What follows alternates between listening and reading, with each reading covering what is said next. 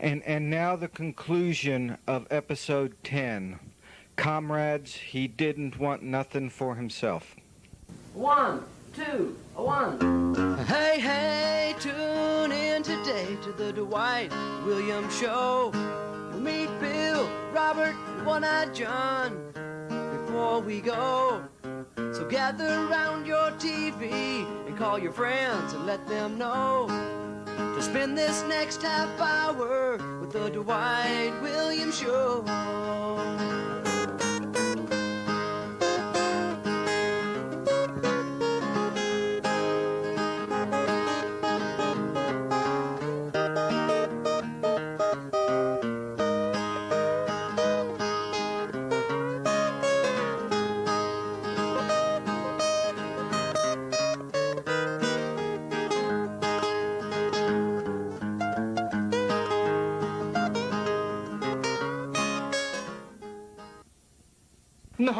No.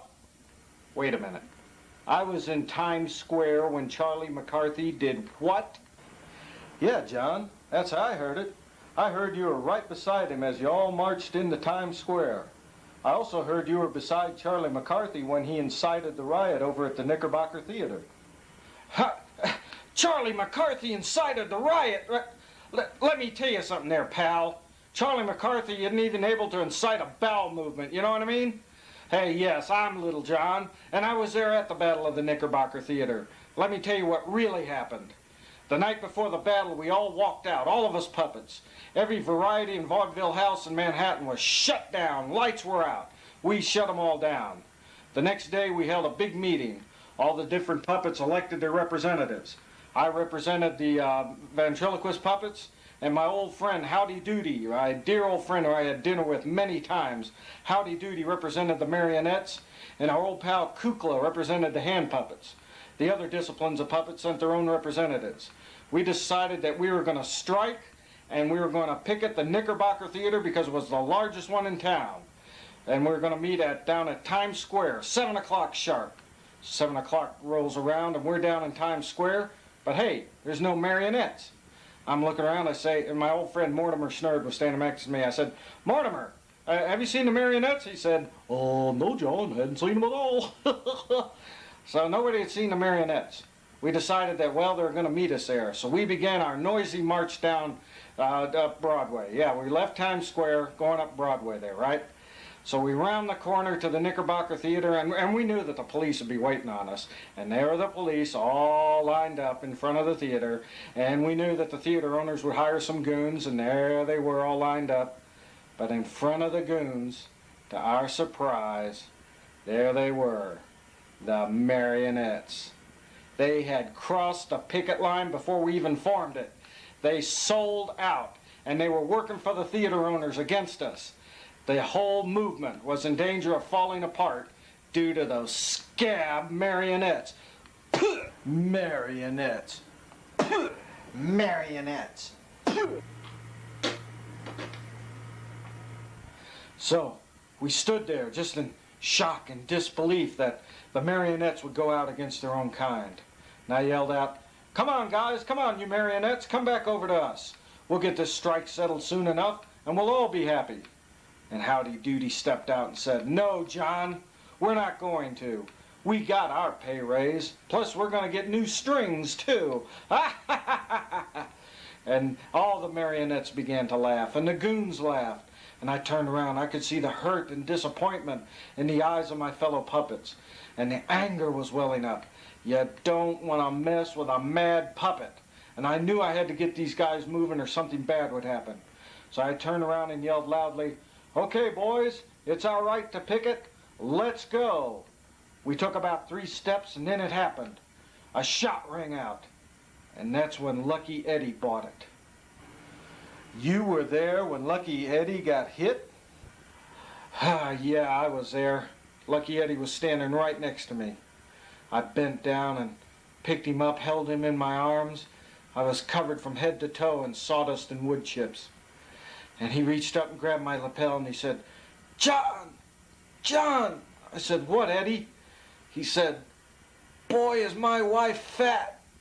And I said, Eddie, how fat is she?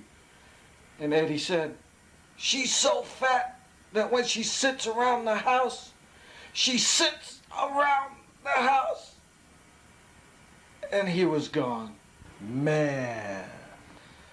Yeah, he was gone.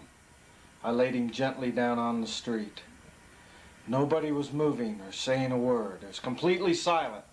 Nobody was breathing. And through the anger and the tears, I looked up and saw the killer. Looked right into his face.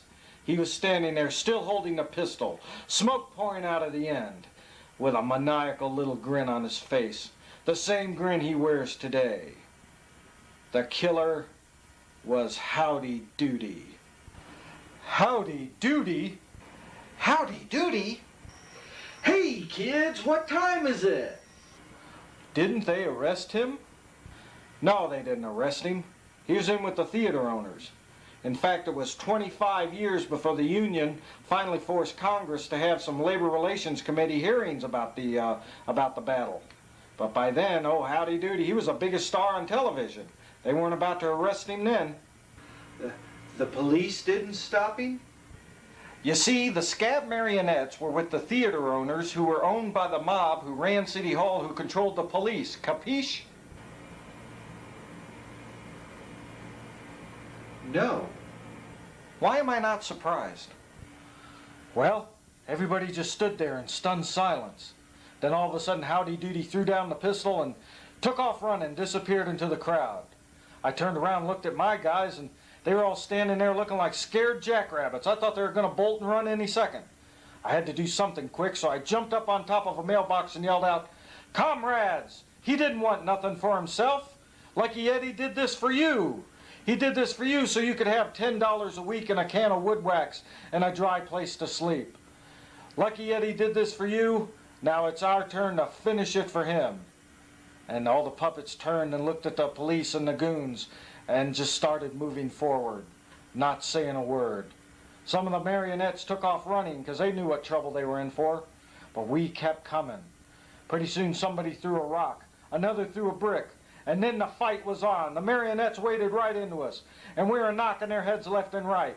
Then came the theater goons, and we were biting them on the kneecaps and on the ankles. And pretty soon they started running because they knew they couldn't keep up with us. And they were taking off. The marionettes are running. That's when the police hit us with the tear gas. But it didn't matter because we just put our heads down, closed our eyes, and kept swinging. When it became evident that the tear gas wasn't working, well, the police drew out their billy clubs and waded right into us, trying to knock heads left and right. Man, I bet you could whoop 5 cops at one time. Yeah, you bet I could. Problem was, there's usually a 6th cop around. So anyway, I'm fighting these policemen left and right, and a policeman sneaks up behind me with a riot stick and BAM! Hits me right upside the head. Boy, my head went spinning around my shoulder about a dozen times. And when it finally stopped, I felt something warm running down my face. I think it was sawdust. I wasn't sure. The pain was immense, and tell you the truth, that's how I lost my eye. I hadn't seen anything out of it since. But I didn't care at that point. I was too pumped up with adrenaline. So I turned around and bit that cop right on the kneecap. Boy, did he hobble off quick. And so did the others. They took off running quick. We had won the day. And everybody was cheering. Oh, that was such a feeling to know that we puppets had united together and won the battle. Some of the guys picked up some old wood and set it on fire, and we had a torchlight parade down Broadway to Times Square, singing the Internationale at the top of our lungs. Oh, it was great. I was at the front of them. The hand puppets were on my left, and the Japanese Bunraku puppets were on my right, and the Balinese shadow puppets were, well, somewhere over in the shadow. But anyway, as we got closer to Times Square, I guess the pain just overtook me, this pain on my face, and I dropped down to one knee and having trouble breathing due to the tear gas and what with Lucky Eddie and all. And my old friend Mortimer Snurd was right there beside me. He said, "Hey, John, just a little bit farther, we'll be in Times Square." And I said, "No, Mortimer, I can't move another inch." He said, "Oh, yeah, come on, I'll help carry you here." And just then, Charlie McCarthy, who, by the way, during this entire episode was hiding behind a garbage can crying, ran up, grabbed the torch out of my hand and yelled, "Follow me, puppets! I'll lead you into Times Square. And that's when I passed out. I woke up 3 days later in a hospital, reading a newspaper article that said how Charlie McCarthy had beaten the theater owners, and Charlie McCarthy this, and Charlie McCarthy had led the puppets into Times Square, and how they had formed a union and elected Charlie McCarthy the president, a post he held for 53 years. So, that's why Charlie McCarthy hired Mortimer Schnurd. Yeah, now you're catching on, Albert. He made him his partner to shut him up, so no one would ever learn the truth of what happened that night. But I've just told you the truth of what happened that night. And look how different things would have been. Look how different my life would have been if it hadn't been for Charlie McCarthy or those scab marionettes. Oh, so that's why you guys hate marionettes so much. Well, yeah, that, and they smell bad and breed like rabbits. Hey, John, since you're one of the original members of the Puppets Union, you know the union offers all kinds of benefits that you could take advantage of. Well, like what? Oh, there's all kinds of benefits, like job placement, restringing, clear coat varnish, a credit union.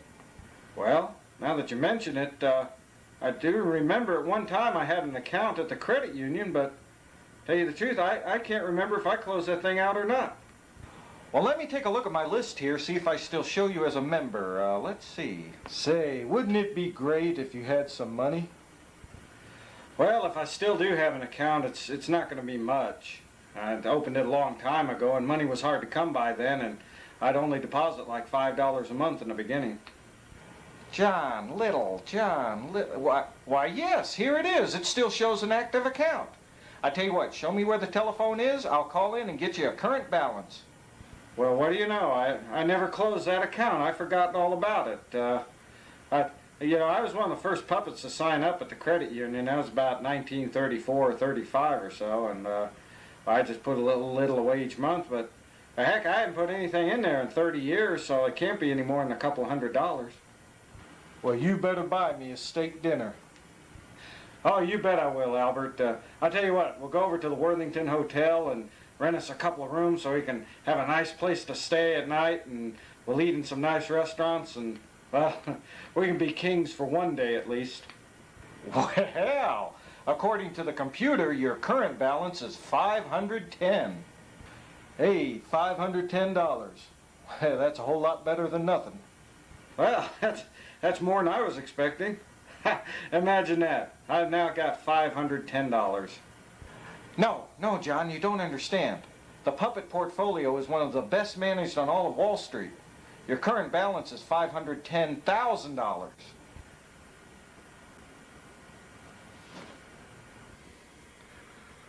Is he gonna be okay? I think so. John, come on, wake up. Oh man. Oh man, for a second there, I thought you said I had $500,000. I did, and you do.